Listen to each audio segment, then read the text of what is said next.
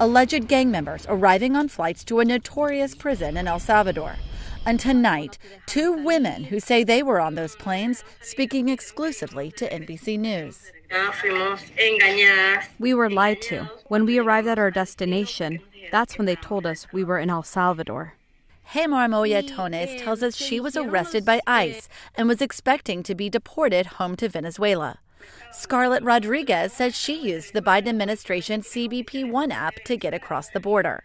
Both women say they have no criminal history and are not part of a gang. Consistent with court declarations, she said she witnessed an official push 3 men to sign papers claiming they were gang members. And there was a man who said no, that he wasn't going to sign it because he had nothing to do with that.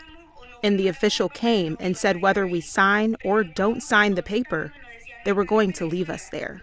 The women are now back at a U.S. detention facility after El Salvador's president refused to take female prisoners. Julia Ainsley says she's worried about her 2-year-old son, left with a relative in Pennsylvania.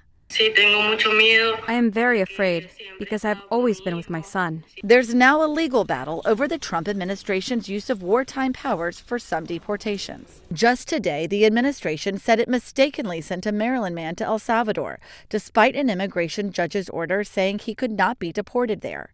His attorney says he was not a gang member.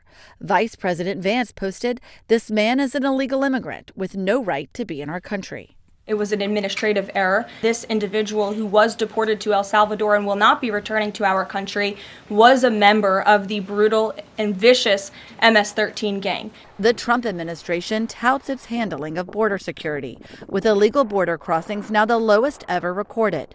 A new poll shows 58% of Americans approve of the president's deportation efforts. But an ACLU attorney says mistakes have been made. Whoever heard of sending someone potentially for a life sentence in El Salvador without giving them any due process to show they don't belong? We spoke to Rodriguez's mother back in Venezuela, who said her daughter hoped for a better future in the U.S. Now, both women just want to be deported to their own country. What will you do the moment you see her for the first time? My God, it is going to be the happiest day of my life, she said.